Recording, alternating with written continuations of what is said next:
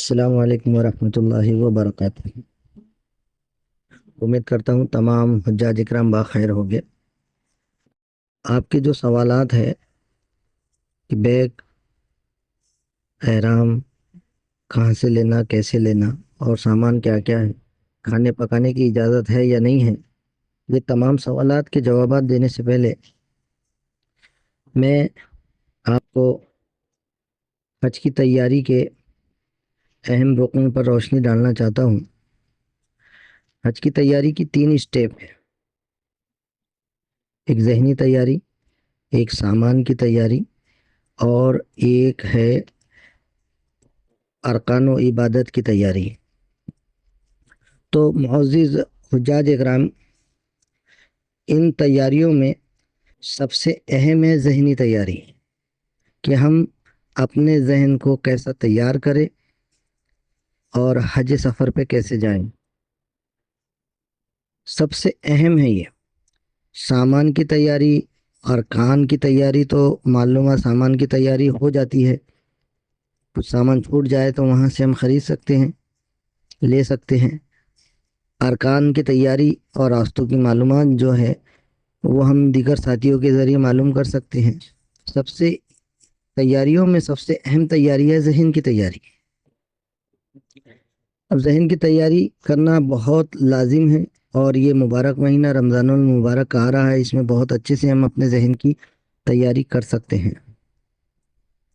بچوں کی خواہش تھی ہم کو حج پر بھیجنے کی، لہٰذا انہوں نے پیسے جمع کیے، اکٹھا کیے، ہمارا پاسپورٹ بنائے اور ہمارا پاسپورٹ بنا کر ہم کو حج سفر پہ روانہ کر رہے ہیں، اس لیے ہم جا رہے ہیں۔ ایسا نہیں ہونا چاہیے۔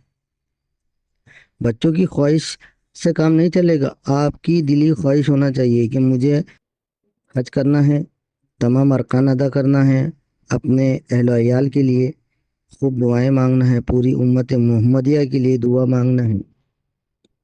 تو اپنے ذہن کو اس حساب سے تیار کریں۔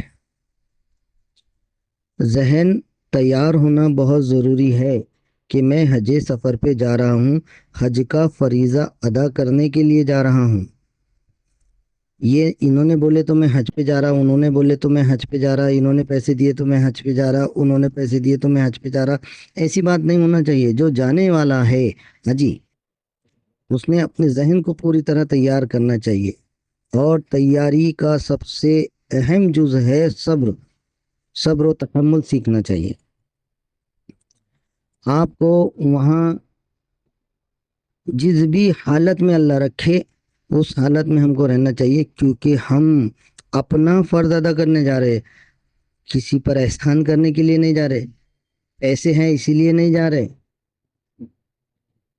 سہولتیں ہیں اس لیے نہیں جا رہے۔ فرض کا حج کا فرض جو ہے یہ رکن، یہ جو فرض ہے یہ مشقت والا ہے، اسی لیے ہم عمرے کی نیت کرتے ہیں، یا اللہ میں عمرے کا ارادہ کرتا ہوں تو اس کو آسان فرما اور میری جانب سے قبول فرما۔ طواف کا ارادہ کرتے ہیں، یا اللہ میں طواف کا ارادہ کرتا ہوں تو اس کو آسان فرما۔ یا اللہ میں صفا مروہ کی صحیح کا ارادہ کرتا ہوں تو اس کو آسان فرما۔ یا اللہ میں حج کا ارادہ کرتا ہوں تو اس کو آسان فرما۔ ہر نیت میں آسان فرما، آسان فرما، آسان فرما۔ کیوں ہے؟ کیوں ہم نیت میں آسان فرما کہہ رہے ہیں؟ کیونکہ اس میں مشقت ہے، مشکلیں ہیں، تکلیف ہے، اسی لیے ہم اللہ سے نیت کرتے وقت ہی دعا کرتے ہیں کہ یا اللہ یہ میں اس چیز کا ارادہ کر رہا ہوں تو اس کو آسان فرما۔ اور اگر خدا نخواستہ کوئی مشکلیں تکلیفیں آتی ہے اس پر صبر کرے، یہی تو اصل عبادت ہے۔ صبر کرتے ہوئے اللہ کا شکر ادا کرتے ہوئے ہم کو حج کا فریضہ ادا کرنا ہے۔ پیارے حجاج اکرام، ہمارے ذہن کو ابھی سے تیار رکھیں۔ میں ڈرا نہیں رہا ہوں، میں سمجھا رہا ہوں۔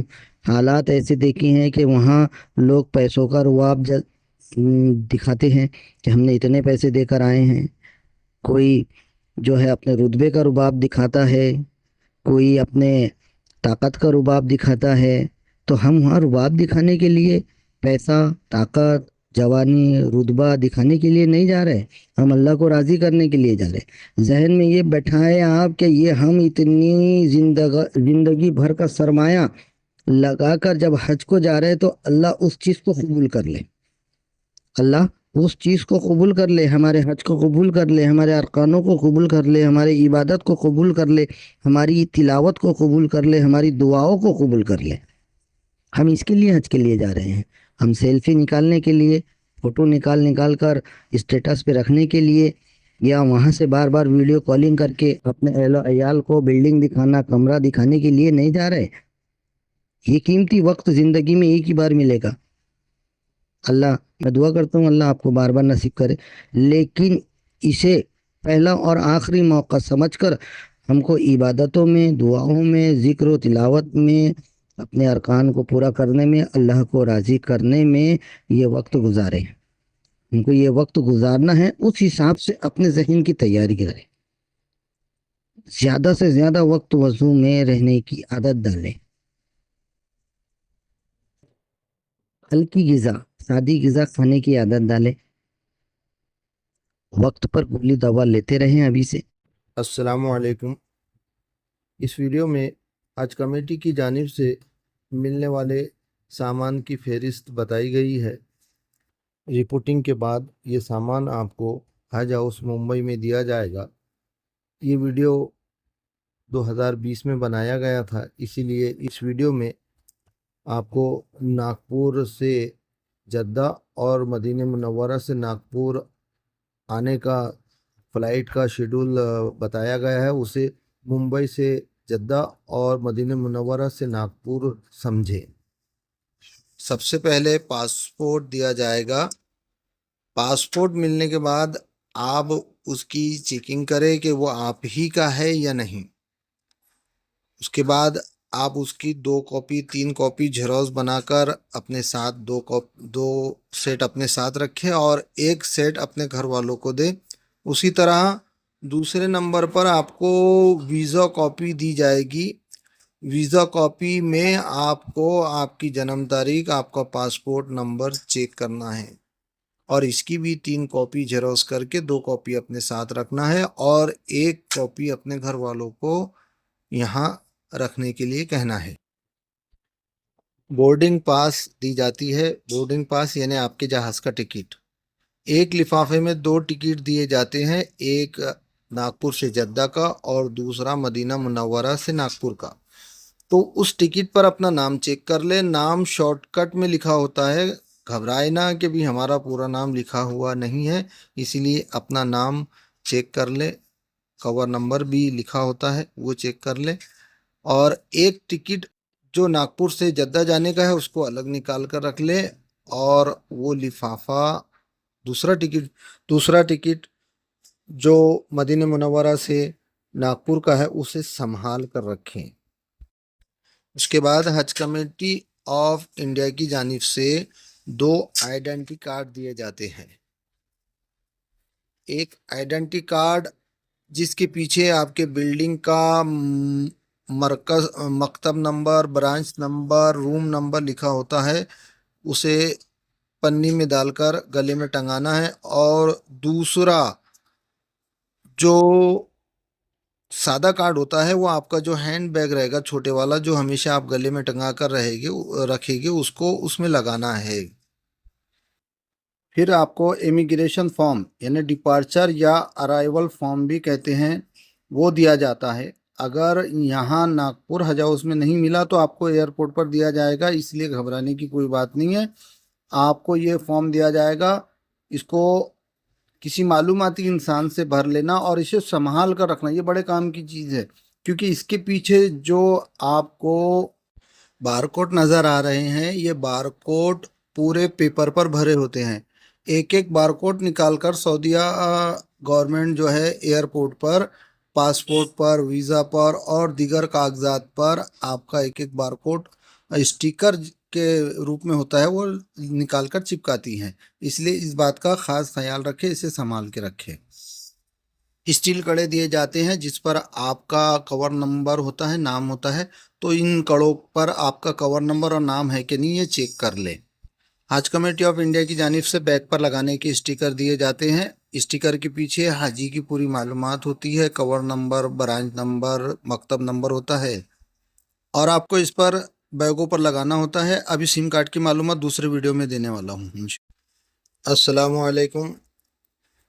ٹریننگ کے پارٹ 2 میں آپ کا استقبال ہے۔ ناگپور حج ہاؤس میں آپ کو تمام سامان کے ساتھ ساتھ ای بریسلیٹ بھی دیا جاتا ہے۔ ای بریسلیٹ ایک اسٹیکر کی شکل میں ہوتا ہے، نہ ہی پانی سے خراب ہوتا ہے اور نہ ہی کسی قسم کی تکلیف دیتا ہے۔ یہ پلاسٹک کا بنا ہوا ہوتا ہے اور اسے ہاتھ میں چپکانا پڑتا ہے۔ یہ بریسلیٹ کو اس طرح ہاتھ میں پہننا پڑتا ہے کہ زیادہ تنگ بھی نہ ہو اور زیادہ ڈھیلا بھی نہ ہو۔ اس میں پوری معلومات کمپیوٹرائزڈ ہوتی ہے حاجی کی۔ ناگپور حج ہاؤس میں حاجی کو سعودی سم کارڈ دیے جاتے ہیں۔ یہ سم کارڈ اس طرح سے ہوتے ہیں، پہلے STC کمپنی کے دیے جاتے تھے، اس کے بعد 2017 کے بعد موبائلی کمپنی کے دیے جانے لگے ہیں۔ یہ سم کارڈ کا ٹوکر ہے، ڈھکن ہے، کور ہے، اسے اپنے ساتھ لے کر جائیں۔ 2017 کے بعد سے موبائلی کمپنی کا اس طرح کا سم کارڈ دیا جاتا ہے۔ یہ اس کے کور ہے اور کور کے پیچھے آپ دیکھ سکتے ہیں اس میں کوڈ ہے، بار کوڈ بھی ہے اور کوڈ بھی ہے۔ یہ ریچارج کے لیے بہت ضروری ہوتا ہے اور ایکٹیویشن کے لیے یہ کور ساتھ میں لے جانا بہت ضروری ہوتا ہے، کیونکہ یہ کور کے بغیر وہاں سم ایکٹیویٹ نہیں ہوتا، اس بات کا خیال رکھیں۔ ناگپور حج ہاؤس میں جب لگیج بیگ جمع کرواتے ہیں تو ساتھ میں پاسپورٹ اور بورڈنگ پاس یعنی جہاز کا ٹکٹ ساتھ لے جاتے ہیں۔ وہ دکھا کر ہی آپ کے لگیج بیگ ایئرپورٹ کا اسٹاف جمع کرتا ہے، اور جمع کرنے کے بعد بیگوں پر ایک لمبی ریبن لگاتا ہے جسے اسٹیکر کہتے ہیں، لگیج اسٹیکر، اور اس کا ایک حصہ آپ کے بورڈنگ پاس پر اس طرح پرنٹ کرتا ہے۔ 2017 سے پہلے اس طرح کے اسٹیکر لگائے جاتے تھے اور یہ اسٹیکر بہت سنبھال کے رکھنا پڑتا ہے، اور یہ وہاں پر بیگ گم ہونے کی شکل میں اس کا کام پڑتا ہے۔ اب یہ چھوٹے فلائٹ ہونے کی وجہ سے اس طرح کے اسٹیکر بھی لگائے جا رہے ہیں۔ اس کا خاص خیال رکھیں، اسے سنبھال کے رکھیں، کیونکہ اگر آپ کا جدہ ایئرپورٹ پر بیگ گم ہوتا ہے تو اس کی کمپلین کے لیے یہ اسٹیکر بہت ضروری ہے۔ اگر یہ اسٹیکر گم ہو گئے تو آپ کے گم شدہ بیگ کا کلیم نہیں کر سکتے۔ اس بات کا خیال رکھیں اور آپ اپنی صحت کا بھی خیال رکھیں۔ اگلا ویڈیو جلد ہی پوسٹ کریں۔ السلام علیکم ورحمۃ اللہ وبرکاتہ۔ تمام حجاج کرام کا اس تربیتی کیمپ میں استقبال ہے۔ پارٹ 3 پیش ہو رہا ہے۔ آپ کو سعودی ریال کون کون سے ہوتے ہیں اور اس کی پہچان کیسے کرنا ہے، یہ امیجز کے ذریعے سے بتایا جا رہا ہے۔ ایک ریال ہے، اس کے سامنے اور پیچھے کی دونوں تصویریں ہیں۔ اسے پہچان رکھے کیونکہ اسی کلر کی طرح دوسرے ریال بھی ہوتے ہیں۔ یہ پانچ ریال ہے۔ اس کے آگے اور پیچھے کی تصویر ہے۔ خاص طور سے یہ دھیان دینا ہے کہ اردو میں 5 کس طرح لکھے ہوئے ہیں۔ اسی طرح یہ ریال کی شکل کی 500 کی نوٹ، 500 ریال کی بھی نوٹ ہوتی ہے، اسی لیے اس بات کا خاص خیال رکھیں کہ ابھی سے نوٹوں کی شکلوں کو پہچان لے۔ یہ 10 ریال ہے، اس کی بھی سامنے اور پیچھے کی تصویر دیکھ سکتے ہیں آپ، اردو میں بھی لکھا ہوا دیکھیں۔ 20 ریال کی نوٹ ہے یہ، اس پر بھی خیال دیں۔ سب سے زیادہ استعمال ہونے والی جو نوٹیں ہوتی ہے وہ 1 ریال، 10 ریال، 5 ریال، 100 ریال، 50 ریال اور 500 ریال کی زیادہ نوٹیں حاجی استعمال کرتے ہیں۔ یہ 50 ریال کی نوٹ ہے۔ اردو میں خاص طور سے دھیان دیں کہ 50 کیسے لکھے ہوتے ہیں۔ یہ نوٹ بہت زیادہ استعمال میں آتی ہے۔ سب سے زیادہ استعمال میں آنے والی دوسری نوٹ جو ہے وہ 100 ریال ہے۔ آپ کو ناگپور ایئرپورٹ پہ جو رقم دی جاتی ہے اس میں 500 ریال کے 4 نوٹیں ہوتی ہے اور 100 ریال کی نوٹ ہوتی ہے۔ اس لیے یہ 100 ریال کی جو نوٹ ہے اسے یاد رکھے اور اس پہ لکھے ہوئے اردو میں انگریزی میں جو ہند سے لکھے ہوئے ہے اس کو بغور دیکھے اور اس کی پہچان کرے۔ یہ 200 کی نوٹ ہے، اس کا بہت کم استعمال ہوتا ہے، اس لیے اس کی بھی پہچان کر لیں۔ اگر آپ کے پاس آ گئی تو اسے بھی ہم پہچان سکے۔ پیارے حجاج اکرام، یہ 500 کی نوٹ ہے۔ ناگپور ایئرپورٹ پر آپ کو یہ 4 نوٹیں اور 100 کی نوٹ دی جاتی ہے۔ زیادہ تر استعمال 1 ریال کا، 5 ریال کا، 10 ریال کا، 50 ریال کا، 100 ریال کا اور 500 ریال کا ہی ہوتا ہے۔ ان نوٹوں کی اچھے سے آپ پہچان کر لیں۔ یہ 1000 کی نوٹ ہے، 1000 ریال۔ ان نوٹوں کا چلن کم ہے، یہ 2000 والی ہے، ان نوٹوں کا بھی چلن کم ہے۔ اگر آپ کے پاس آ جائے تو ان کی پہچان ضروری ہے، پہچان کر لیجئے۔ خدا حافظ۔ السلام علیکم ورحمۃ اللہ وبرکاتہ۔ تربیتی کیمپ کے پارٹ 4 میں آپ تمام کا استقبال ہے۔ اس پارٹ میں آپ کو جہاز میں بیٹھنے سے لے کر جہاز سے اترنے تک کی معلومات دی جائے گی اور جہاز میں کیا کیا کرنا ہے اس تعلق سے بتایا جائے گا انشاءاللہ تعالی۔ امبارکیشن پوائنٹ سے جب آپ کو جہاز میں بیٹھایا جا رہا ہوگا تب اس سے پہلے آپ ضروریات سے فارغ ہو جائیں اور اپنا ہینڈ بیگ ساتھ میں رکھیں، تمام کاغذات حفاظت سے رکھیں، کچھ بھی نہ نیچے گرائیں یا کہیں بھولیں۔ تمام چیزیں لے کر آپ جہاز میں بیٹھ جائیں، جہاز میں اپنی سیٹ پر بیٹھیں اور جہاز میں دی جانے والی معلومات، ہدایات اس پر عمل کریں اور اس کو بغور سنیں۔ جہاز جب اڑنے کی پوزیشن پر آ جائے تو اپنا سیٹ بیلٹ باندھ کر رکھے۔ آگے آپ کو بتایا جائے گا سیٹ بیلٹ کیسا ہوتا ہے، اور اپنا موبائل سوئچ آف کر دے۔ یہ سیٹیں ہیں جہاز میں بیٹھنے کے لیے، سب کے نمبر ہوتے ہیں۔ اب بورڈنگ پاس پر جو سیٹ نمبر ہے اسی سیٹ پر بیٹھ۔ آپ کے ساتھ جو ہینڈ بیگ ہوتا ہے اس کو جہاز میں رکھنے کے لیے ایک کیبن ہوتا ہے۔ دیکھیے یہ جہاز کا کیبن ہے، جو آپ کی سیٹ ہے اسی کے سر پر ایک کیبن ہوتا ہے جہاں آپ کو آپ کا 10 کلو والا ہینڈ بیگ اس کیبن میں رکھنا ہوتا ہے۔ پاس میں بیگ لے کر نہ بیٹھیں بلکہ بیگ کو کیبن میں ہی رکھیں۔ بیگ رکھتے ہوئے آپ دیکھ سکتے ہیں کس طرح آپ کو آپ کا بیگ رکھنا ہے، اور بیگ اتنا چھوٹا ہو کہ وہ اس کیبن میں بیٹھ جائے، اسی لیے 10 کلو والا ہینڈ بیگ بڑا لینے کے لیے ممانعت ہے۔ سیٹ بیلٹ دیکھیں، یہ سیٹ بیلٹ ہے۔ جب جہاز ٹیک آف ہوتا ہے یعنی اڑتا ہے اور جب اترتا ہے تو اس کو باندھنا ضروری ہوتا ہے۔ اگر آپ کو سیٹ بیلٹ باندھ کر نہیں آتا ہے تو آپ جہاز کے اسٹاف سے ریکویسٹ کر کے آپ سیٹ بیلٹ باندھ سکتے ہیں، یا کسی اور حاجی سے بول کر وہ سیٹ بیلٹ باندھنا ضروری ہے۔ یاد رکھیں کہ جہاز کے اڑتے وقت اور اترتے وقت آپ جگہ سے نہ اٹھیں۔ آپ کو جہاز میں نماز بھی اپنے سیٹ پر بیٹھ کر ہی پڑھنا ہے، کھڑے رہ کر آپ نماز ادا نہ کریں، اس کی ممانعت ہے۔ پھر سے ایک بار آپ کو یہ بتانا چاہتا ہوں کہ جہاز اڑتے اور اترتے وقت موبائل کا استعمال بالکل نہ کریں، موبائل سوئچ آف۔ جہاز کے تعلق سے آخری بات، جہاز میں ویسٹرن ٹائپ کے ٹوائلٹ ہوتے ہیں اور وہ بہت ہی چھوٹی جگہ میں ہوتے ہیں۔ آپ یہ تو تصویر میں دیکھ سکتے ہیں کس طرح کے ٹوائلٹ ہے اور آپ کو استعمال کس طرح کرنا ہے۔ واش بیسن ہے، ٹوائلٹ ہے، چھوٹی سی جگہ میں یہ ٹوائلٹ ہوتے ہیں۔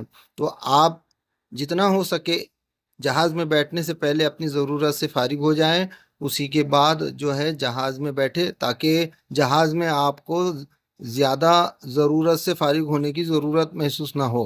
اور اگر حالات ایسے آ جائے کہ جانا ضروری ہے تو پانی کا کم سے کم استعمال کرے، پانی فرش پر نیچے گرنے نہ دے، اس بات کا خاص خیال رکھے، صاف صفائی کا خیال رکھے، ٹوائلٹ کو گندا نہ کرے۔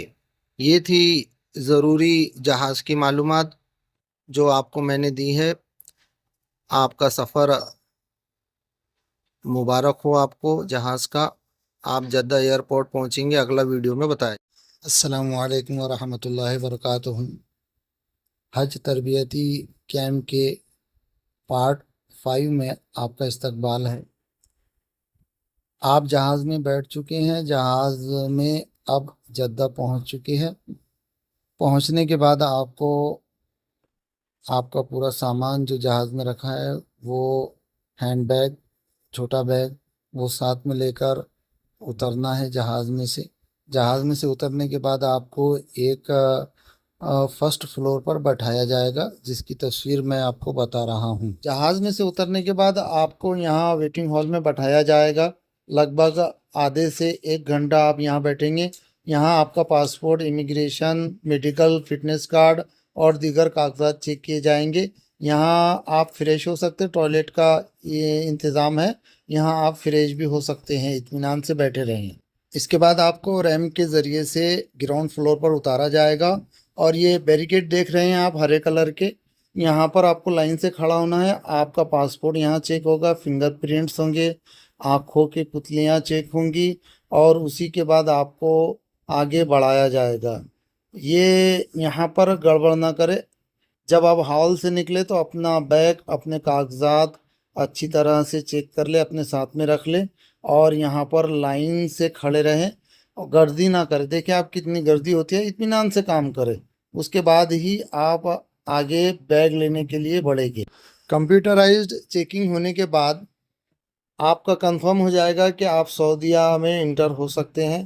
پھر آپ کو جہاں آپ کے بیگ رکھے ہیں وہاں بھیجا جائے گا. میں نے پہلے بھی کہہ چکا ہوں تحریر میں کہ بیگ تمام حاجیوں کے ایک جگہ رکھے ہوتے ہیں. اب ان میں سے اپنے بیگ چن کر نکالنا ہوتا ہے. اس لیے بیگوں پر اسٹیکر تو آپ کو لگانا ہی ہے، آپ کے نام کا، کور نمبر کا، پاسپورٹ نمبر کا، فلائٹ نمبر اور دیگر معلومات کا. اس کے علاوہ آپ کو نشانی بھی باندھنا ہے، جیسے ربن ہے، دوپٹے ہے، یا اور ترنگا جھنڈا ہے، جو بھی ہے جس سے آپ کو پتہ چل جائے دور سے ہی دیکھنے پر کہ یہ آپ کا بیگ ہے. اور یاد رکھے ایک جیسے بیگ بہت سارے ہوتے ہیں، وہ بیگ کسی دوسرے حاجی کا بیگ ہم نہ لے. اس بات کا خیال رکھے، اپنا ہی بیگ لے، برابر نام، کور نمبر چیک کر لیں، اور بزرگ حاجیوں کی بھی مدد کرے ان کو بیگ تلاش کرنے میں.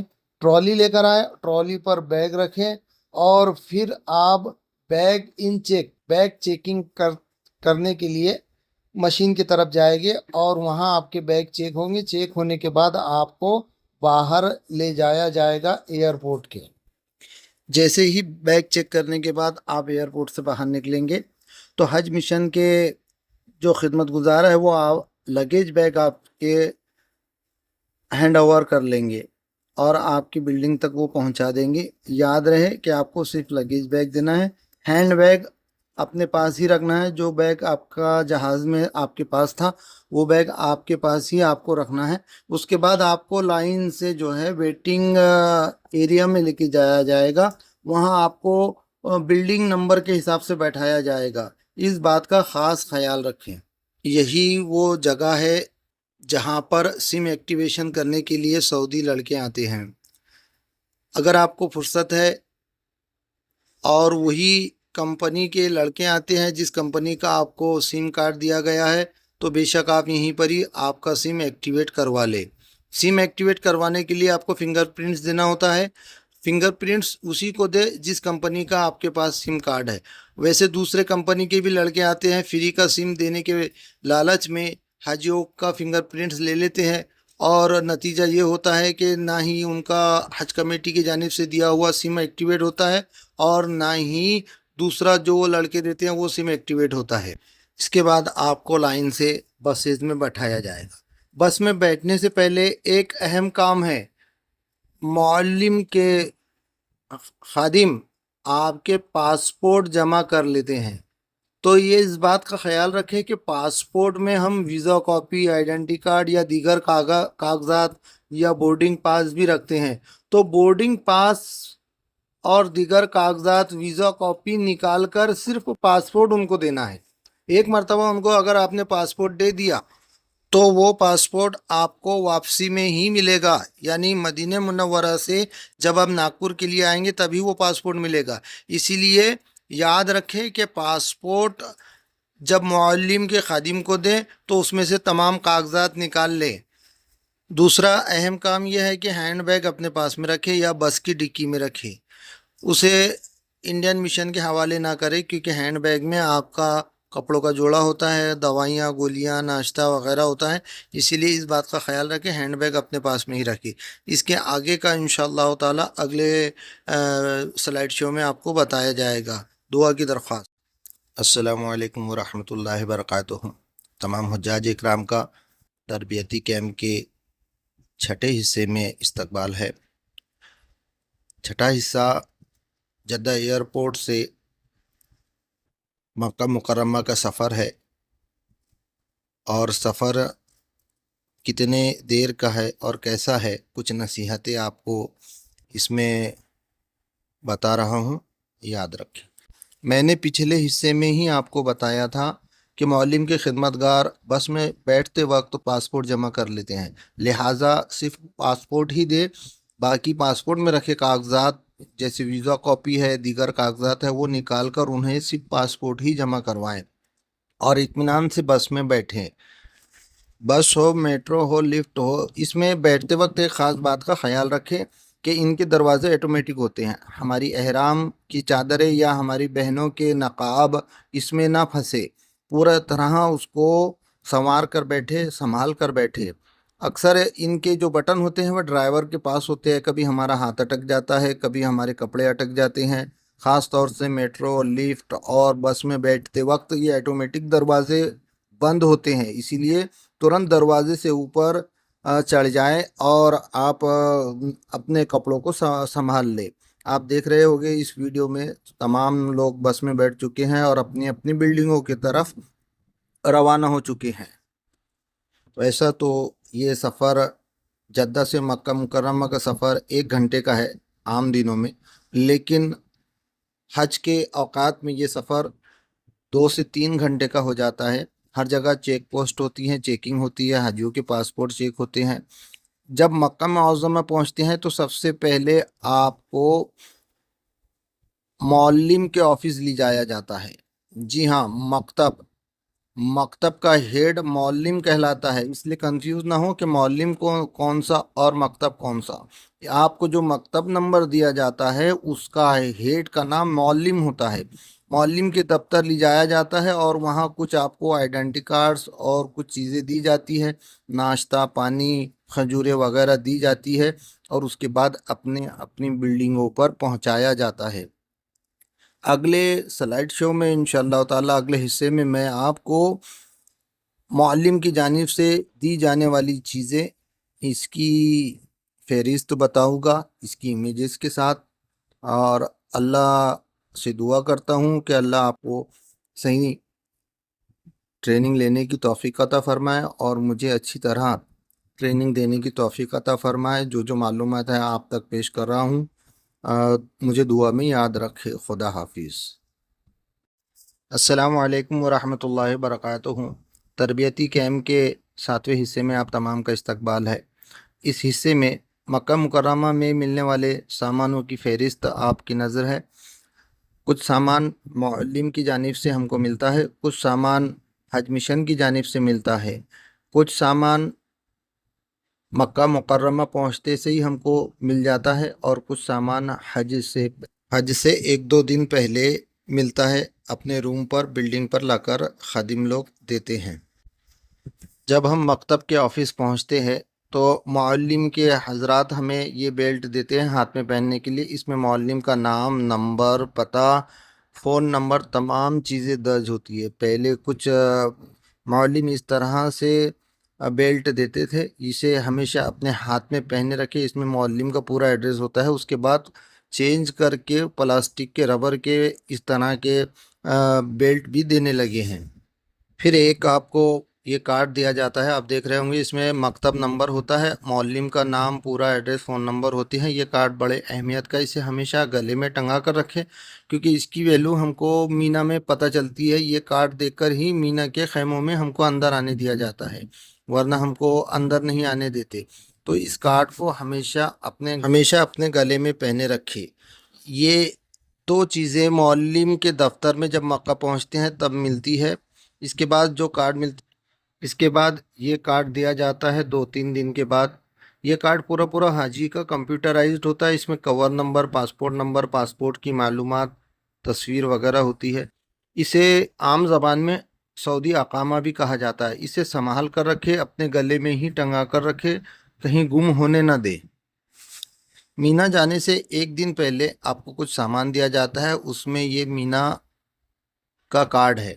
مینا کا کارڈ، اس میں جو بڑے اکشر میں لکھا ہوا دکھ رہا ہے 49 46 30، یہ مکتب نمبر ہوتا ہے، اور نیچے جو درج ہے یہ خیمہ نمبر ہوتا ہے اور راستہ نمبر ہوتا ہے مینا کا۔ تو اس کارڈ کو اپنے ساتھ رکھیں، ہمیشہ اپنے ساتھ رکھیں۔ پیچھے کی جانب آپ دیکھ رہے ہوں گے کہ اس میں آپ کے مینا کا خیمہ نمبر دیا ہوا ہوتا ہے، اسی خیمے میں اسی ٹینٹ میں ٹھہرے۔ اور نیچے کی جانب میں عرفات کا بھی ایڈریس دیا ہوا ہوتا ہے، یہ کون سے روڈ پر ہے، کہاں ہے اور کس جگہ ہے۔ تو اس کارڈ کو بھی آپ گلے میں ٹنگا کے رکھیں۔ اسی طرح مینا میں جانے سے ایک دن پہلے آپ کو کھانے کے کوپن دیے جاتے ہیں، مکتب نمبر لکھا ہوتا ہے، کھانے کا وقت ٹائم لکھا ہوتا ہے، ناشتے کے کوپن ہے، کھانے کے کوپن ہے۔ اس طرح سے آپ جس طرح سے اسکرین پر دیکھ رہے ہیں، یہ کھانے کے کوپن ہے، صبح کا ناشتہ، دوپہر کا کھانا، شام کا کھانا وغیرہ۔ بلڈنگ پہنچتے ہی ہم بلڈنگ کاؤنٹر سے بلڈنگ کے ایڈریس کا کارڈ لے لیں، اس پہ روم نمبر لکھ لیں، اور اس کے پیچھے جانب جو ہے بلڈنگ کا پورا ایڈریس نقشہ ہوتا ہے بنا ہوا، کہاں بلڈنگ ہماری واقع ہے۔ ضرورت کے تحت اگر ہم حرم شریف سے ٹیکسی کر کے آتے ہیں تو وہ ٹیکسی ڈرائیور کو یہ بلڈنگ کا کارڈ بتانا ضروری ہوتا ہے، تو وہ ہمیں صحیح پتے پر پہنچا دیتا ہے۔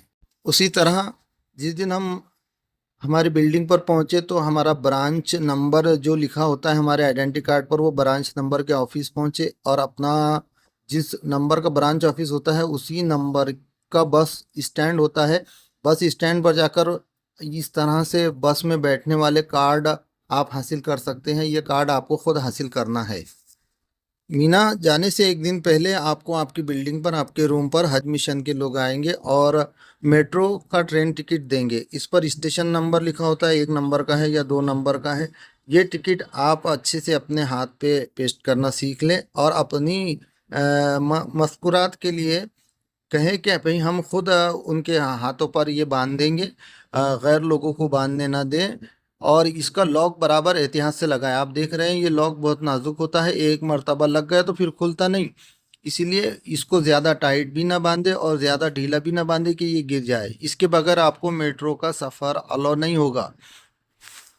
ایک دن پہلے، مینا جانے سے ایک دن پہلے آپ کو حج مشن کے ذمہ داران جو ہے روم پر ہی آپ کی بلڈنگ پر حج کوپن دیں گے۔ جن حجاج اکرام نے حج کمیٹی آف انڈیا کی جانب سے قربانی کرنے کا فیصلہ کیا ہے، تو ان کو یہ قربانی کے کوپن ملیں گے۔ قربانی کے کوپن پر آپ کا نام اور کور نمبر درج ہوتا ہے۔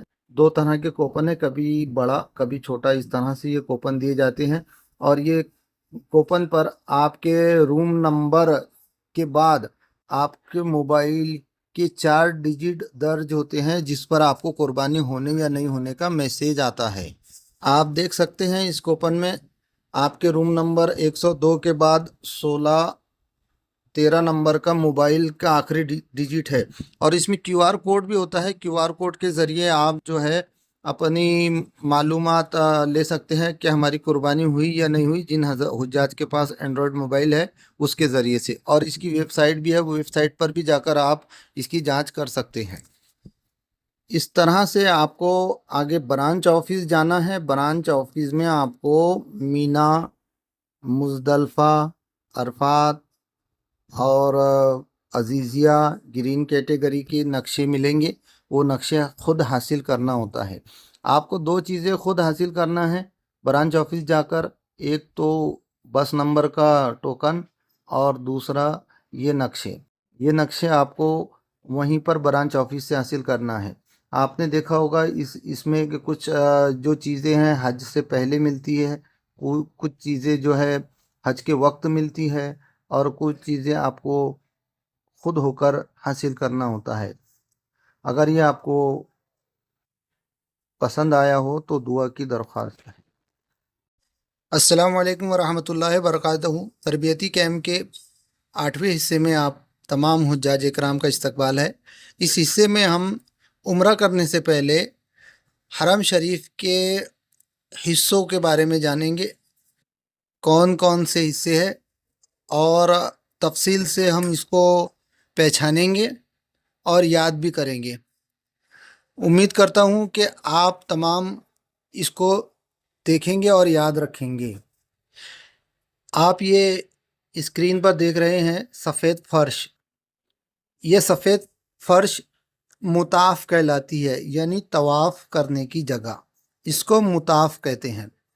آپ اس پر خیال دیں کہ اس کو مطاف کہتے ہیں۔ دیکھیے دوسری تصویر میں اس میں گول دائرے اس طرح سے جماعت بنتی ہے، یہ مطاف کہلاتی ہے سفید فرش جو ہے۔ تو اس کے بعد ہم کعبے کے رکن جانیں گے۔ کعبے کے 4 کونے ہوتے ہیں۔ یہ جو برج دیا گیا ہے، یہ برج پہلے 2017 میں بنایا گیا تھا ویل چیئر والوں کے لیے، لیکن اب اس کو نکال دیا گیا ہے۔ اس کے بعد ہم اب دیکھیں گے 4 کونے، کعبے کے 4 کونے ہیں، ان کے نام کیا ہے۔ یہ رکن اسود کہلاتا ہے، حجر اسود، یہ رکن حجر اسود کہلاتا ہے۔ یہاں سے ہم کو طواف شروع کرنا ہوتا ہے۔ اس کے بعد دھیرے دھیرے ہم آگے بڑھیں گے۔ یہ حجر اسود ہے، یہاں سے دور سے استلام کرتے ہیں اور طواف شروع کرتے ہیں۔ یہ حجر اسود ہے۔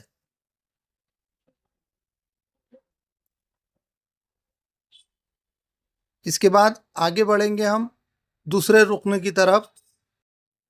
دوسرا رکن، یہ رکن عراقی کہلاتا ہے، رکن عراقی کہلاتا ہے یہ رکن۔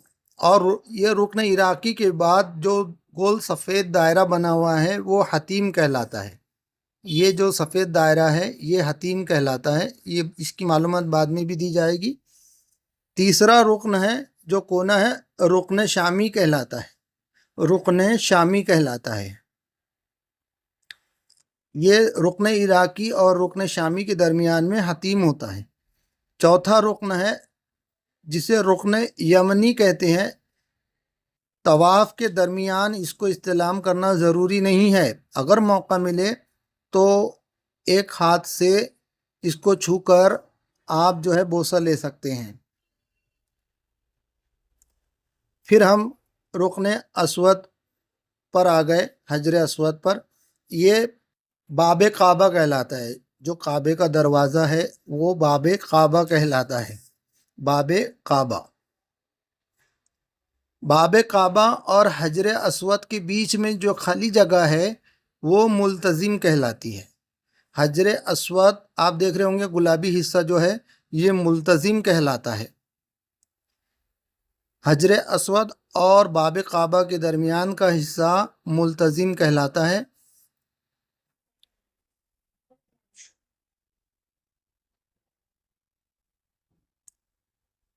یہ حصے کو مستجار کہتے ہیں۔ اسے یاد رکھنا ہے کون سا رکن ہے، رکن یعنی کونے، کعبے کی کونے، کون کون سے کونے ہیں، یہ بھی حصہ مستجار کہلاتا ہے۔ ہمارے پاس وقت ہے، ہم اس کو یاد کر سکتے ہیں بار بار دیکھ کر، اسے یاد رکھیں۔ اس کے بعد یہ حصہ جو ہے سفید گول دائرہ بنا ہوا ہے، یہ حتیم کہلاتا ہے۔ اس میں 2 رکعت نماز نفل ادا کرنا گویا کعبے کے اندر نماز پڑھنے کے برابر ہے، کہ حتیم ہے۔ حتیم کے اوپر ایک پرنالہ ہے جسے میزاب رحمت کہتے ہیں، یہ پرنالہ ہے، اسے میزاب رحمت کہتے ہیں، میزاب رحمت کہتے ہیں۔ آگے بڑھتے ہیں ہم دھیرے دھیرے، آپ غور سے دیکھیں اور سمجھیں۔ بالکل عام اور فہم زبان میں آپ کو سادی زبان میں سمجھا رہا ہوں۔ اس کو مقام ابراہیم کہتے ہیں، مقام ابراہیم کہتے ہیں۔ آپ کے طواف کے 7 چکر پورے ہونے کے بعد مقام ابراہیم کے پیچھے 2 رکعت واجب الطواف نماز پڑھنا ضروری ہے۔ اگر مقام ابراہیم کے پیچھے جگہ نہ ہو، خوب گردی ہو، تو آپ حرم شریف کے کسی بھی حصے میں 2 رکعت نماز ادا کر سکتے ہیں۔ لہٰذا اگلا ویڈیو کا انتظار کریں۔ السلام علیکم ورحمۃ اللہ وبرکاتہ۔ تربیتی کیمپ کے حصہ 9 میں تمام حجاج اکرام کا استقبال ہے۔ اس حصے میں عمرے کے طواف کی خاص معلومات دی جائے گی کہ عمرے کا طواف آپ کو کہاں سے شروع کرنا ہے، کہاں کہاں کون کون سی چیزیں کرنا ہے، یہ بتایا جائے گا انشاءاللہ تعالی تفصیل سے، آپ غور سے دیکھیں۔ ویسے تو طواف کا آغاز حجر اسود کو بوسہ دے کر کیا جاتا ہے، لیکن زیادہ گردی ہونے کی وجہ سے حجر اسود کو بوسہ دینا مناسب نہیں ہے، اسی لیے اس کے مقابل ہری بتی ہوتی ہے۔ ہری بتی کے سیدھ اور حجر اسود کی سیدھ میں آ کر حجر اسود کا دور سے ہی اشارے سے استلام کیا جاتا ہے اور اپنے طواف کا آغاز کیا جاتا ہے۔ آپ دیکھ رہے ہوں گے یہ ہری بتی، یہاں سے آپ کو عمرے کا طواف شروع کرنا ہے۔ یہ ہری بتی اور دیکھیے، یہ فرسٹ فلور کی ہری بتی ہے، سیکنڈ فلور پر بھی اسی طرح ہری بتی ہوتی ہے۔ یہاں سے ہم اپنا طواف اسٹارٹ کرتے ہیں۔ مقام ابراہیم کی پہچان کر لے۔ طواف کے بعد آپ کو 2 رکعت نماز مقام ابراہیم کے پیچھے واجب الطواف ادا کرنا ہے۔ مقام ابراہیم کے اندر کا حصہ جہاں حضرت ابراہیم علیہ السلام کے قدموں کے نقش ہے وہ دکھایا جا رہا ہے۔ پہلے بھی آپ کو دکھایا جا چکا ہے کہ یہ رکن یمنی ہے، یہ اس کے بعد حجر اسود کا رکن آتا ہے، اس کے پہلے رکن یمنی آتا ہے، اسے ایک ہاتھ سے چھونا سنت ہے۔ یہ حتیم ہے، یہاں 2 رکعت نماز پڑھنا نفل کعبے میں نماز پڑھنے کے برابر ہے۔ حجر اسود اس طرح ہوتا ہے، اگر آپ کو موقع ملتا ہے بغیر کسی کو تکلیف دیے تو آپ اس کا بوسہ لے سکتے ہیں۔ صفا مروہ کے درمیان 2 ہری بتیاں ہوتی ہے کچھ فاصلے سے، اس کو میلین اخضرین کہتے ہیں۔ اس میں دوڑ لگانا سنت ہے، ویڈیو میں دیکھیے۔ 2 ہری بتیوں کے درمیان ہم کو دوڑ لگانا ہے، مطلب مرد حجاج آہستہ سے دوڑیں گے اور ہماری جو بہنیں حجاج ہے وہ اپنی نارمل چال میں چلے گی۔ آپ دیکھ سکتے ہیں ویڈیو میں کچھ بہنیں ہماری غلطی کرتی ہیں، وہ بھی دوڑ لگانا شروع کر دیتی ہے، یہ صرف مرد حجاج کے لیے ہی ہے۔ طواف یا صحیح کے دوران اگر ہمارے ساتھی ہم سے بچھڑ جاتے ہیں تو اس بات کا خیال رکھیں کہ پہلے حرم شریف میں داخل ہونے سے پہلے یہ مکہ ٹاور ہے، اس کو کلاک ٹاور بھی کہتے ہیں، یہ 1 نمبر گیٹ عبدالعزیز کے بالکل باہر ہے، تو یہاں جمع ہو جائے اور ایک نشانی طے کر لے کہ اگر ہم بچھڑ جائیں تو اس جگہ پر آ کر ملیں گے۔ اس کی ایک اہم نشانی بتاتا ہوں کہ 1 نمبر گیٹ عبدالعزیز سے جب باہر نکلتے ہیں تو سامنے ہم کو یہ ٹاور نظر آتا ہے، یہ ٹاور کے بائیں جانب مردوں کا حمام ہے، یعنی ٹوائلٹ ہے، اور ٹاور کے بائیں جانب خواتین کا ٹوائلٹ ہے، اور اس کے اوپر اسکرین بھی لگے ہوئے ہیں۔ کسی ایک نشانی کو طے کر کے آپ ملنے کا یہاں بتا دیں کہ اگر بچھڑ جائے تو یہاں آ کر کھڑے ہو جائے، انشاءاللہ تعالی مل جائیں گے۔ السلام علیکم ورحمۃ اللہ وبرکاتہ۔ تربیتی کیمپ کے حصہ 10 میں تمام حجاج اکرام کا استقبال ہے۔ عمرے میں کون کون سی خاص چیزیں کرنا ہے، عمرے کے طواف میں کون کون سی خاص چیزیں کرنا ہے، اس کی معلومات اس سلائیڈ شو میں دی جا رہی ہے، غور فرمائیں۔ مطاف میں داخل ہونے کے بعد سب سے پہلے آپ کو عمرے کے طواف کی نیت کرنا ہے۔ نیت کرنے کے بعد آپ کو اجتباء کرنا ہے، یہ پورے 7 چکر میں ہوگا۔ سیدھا کاندھا کھلا رکھنے کو اجتباء کہتے ہیں۔ پھر حجر اسود کے سامنے آ کر استلام کرنا ہے۔ پہلے 3 چکر میں رمل کرنا ہے۔ رمل کرنے کی تفصیل اس ویڈیو میں آپ جان سکتے ہیں۔ رمل یہ چیز ہے کہ آپ چھوٹے چھوٹے تیز قدم اٹھائیں گے اور اپنے دونوں شانوں کو چلتے ہوئے حرکت دیں گے، پہلوان اور ایک مضبوط انسان کی طرح۔ یہ سنت ہے، اور اس کے پیچھے پورا ایک واقعہ ہے کہ جب حضور صلی اللہ علیہ وسلم تشریف لائے مدینہ منورہ سے، آپ کو معلوم ہے وہ ہجرت کر کے گئے تھے، اور مکہ مکرمہ میں سارے حضور صلی اللہ علیہ وسلم کے مخالفین موجود تھے۔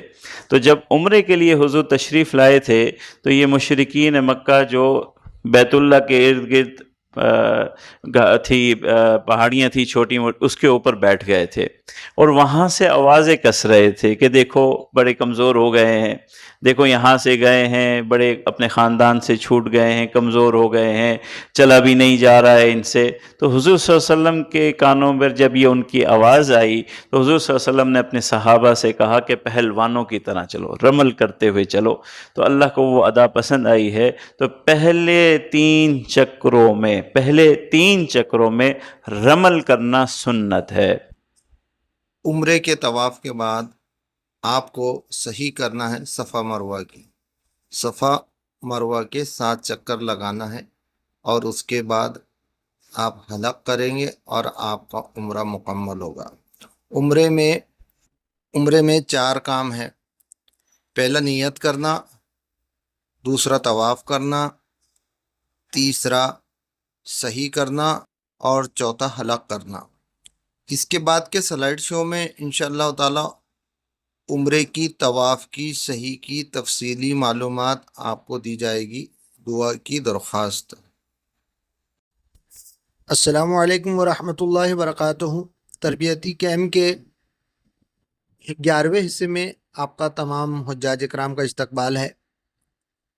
اس حصے میں ہم عمرے کا مکمل طریقہ سیکھیں گے۔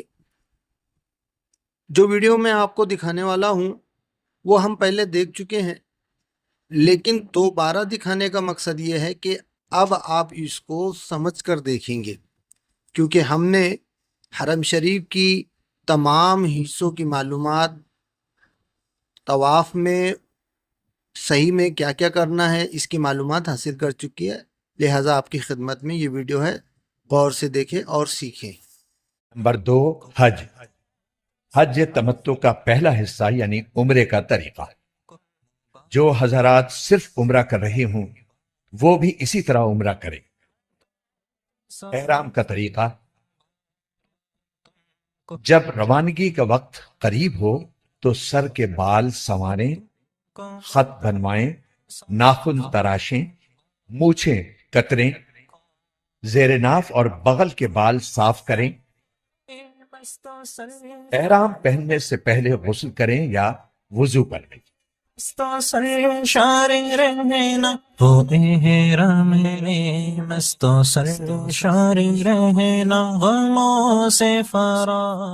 غسل یا وضو کے بعد مرد ایک چادر باندھ لیں اور دوسری اوڑھ لیں۔ تم کو متاع سعادت مبارک ہو، تم کو وہ جو زیارت مبارک ہو، تم کو متاع سعادت مبارک۔ جوتے وغیرہ اتار کر ہوائی چپل پہن لیں،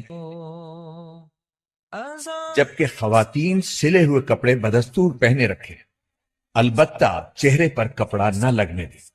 جس کا آسان طریقہ یہ ہے کہ ایسی ٹوپی پہن لیں جس پر چھجا لگا ہو، اس چھجے سے نقاب گرا لیں۔ اگر مکروہ وقت نہ ہو تو سر ڈھانپ کر 2 رکعت نفل نماز ادا کریں۔ سرو کے فی سعادت مبارک۔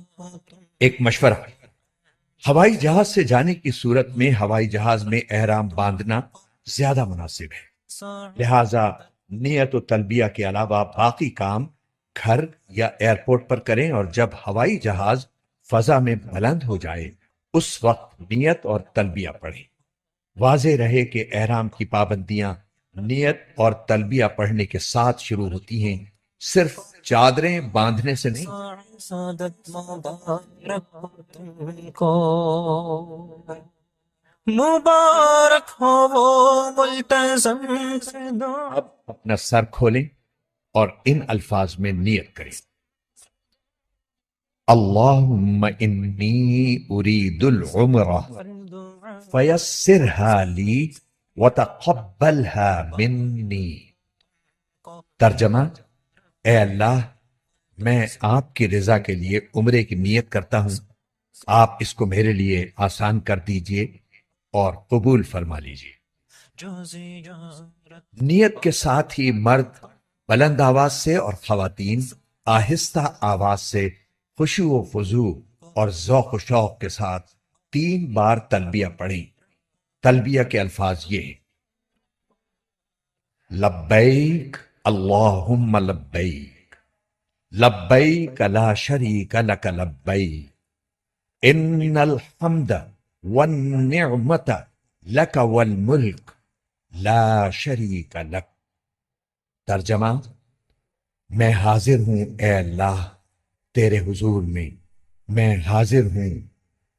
حاضر ہوں تیرا کوئی شریک نہیں، میں حاضر ہوں، ساری تعریفیں اور سب نعمتیں اور ملک و بادشاہت تیری ہی ہے، تیرا کوئی شریک نہیں۔ اس کے بعد درود شریف پڑھ کر یہ دعا مانگیں: اے اللہ، میں آپ کی رضا اور جنت مانگتا ہوں اور آپ کی ناراضگی اور دوزخ سے پناہ مانگتا ہوں، اور اس موقع پر ہمارے آقا حضور اکرم صلی اللہ علیہ وسلم نے جو دعائیں مانگی یا بتلائی ہیں وہ بھی مانگتا ہوں، وہ سب دعائیں میری طرف سے بھی قبول کر لیجئے۔ احرام کی پابندیاں۔ نیت اور تلبیہ پڑھتے ہی احرام کی پابندیاں شروع ہو جائیں۔ اب آپ سلا ہوا کپڑا نہیں پہن سکتے، ایسا جوتا نہیں پہن سکتے جو آپ کے پاؤں کی پشت پر ابھری ہوئی ہڈی کو ڈھانپنے والا ہو۔ صابن سے ہاتھ منہ نہیں دھو سکتے، حجامت نہیں بنوا سکتے، بلکہ جسم کے کسی حصے کا ایک بال بھی نہیں توڑ سکتے، ناخن بھی نہیں تراش سکتے، خوشبو نہیں لگا سکتے، ہم بستری نہیں کر سکتے، بلکہ ایسی کوئی بات بھی نہیں کر سکتے جو اس کی خواہش کو ابھارنے والی ہو اور جس سے نفس کو خاص لذت ملتی ہو۔ کسی جانور کا شکار نہیں کر سکتے، حتیٰ کہ اپنے بالوں یا کپڑوں پر چلنے والی جوؤں کو بھی نہیں مار سکتے۔ مبارک سفر کا آغاز۔ جب حرم شریف کی طرف یہ مبارک سفر شروع ہو جائے تو دوران سفر بکثرت تلبیہ پڑھتے رہیں، اور جب حرم شریف کی حدود شروع ہو تو یوں دعا کیجیے: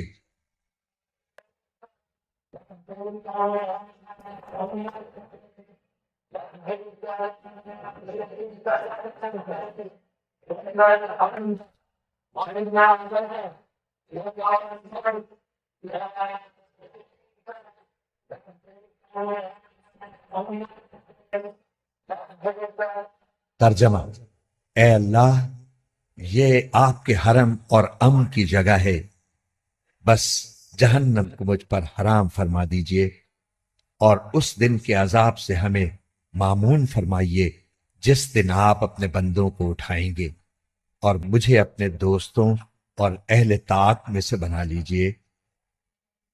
حرم شریف میں حاضری۔ ذوق و شوق سے تلبیہ پڑھتے ہوئے مکہ معظمہ میں داخل ہوں۔ گاڑی آپ کو معلم کے مکان پر پہنچا دے گی جو آپ کی رہائش کے لیے معین کیا گیا ہوگا۔ بہتر ہے کہ آپ سامان اپنے رہائشی مکان میں محفوظ کریں۔ ضرورت ہو تو آرام کر لیں اور آرام کے بعد وضو کی حالت میں مسجد حرام جائیں۔ مسجد حرام میں داخل ہوتے وقت یہ دعا پڑھیں: بسم اللہ والصلاة والسلام علی رسول اللہ۔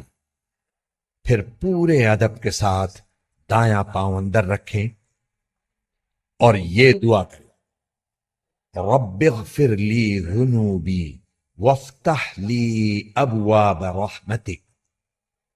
مسجد میں داخل ہوتے وقت نفلی اعتکاف کی نیت کر لینا مستحب ہے۔ دوسروں کو ایذا پہنچانے سے اجتناب کرتے ہوئے آگے بڑھیں۔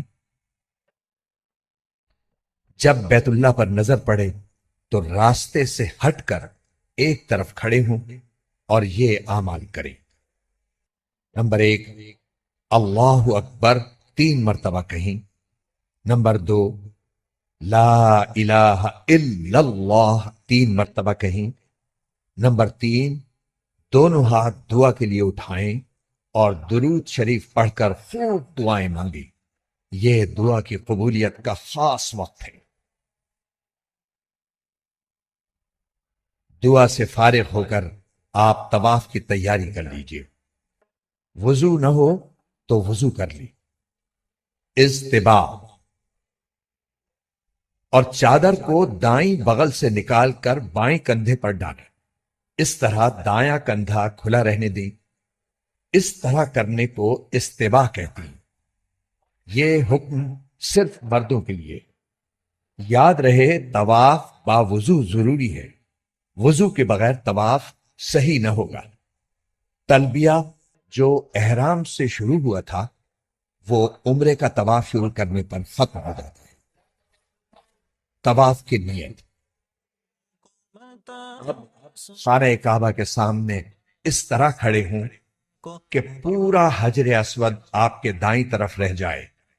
اس کے لیے پہلے فرش پر سیاہ پٹی بنی ہوئی تھی جو اب ختم کر دی گئی ہے۔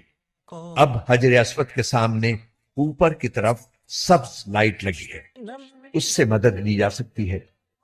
بغیر ہاتھ اٹھائے طواف کی نیت ان الفاظ میں کریں: اے اللہ، میں آپ کی رضا کے لیے عمرے کا طواف کرتا ہوں، آپ اس کو میرے لیے آسان کر دیجئے اور قبول کر لیجئے۔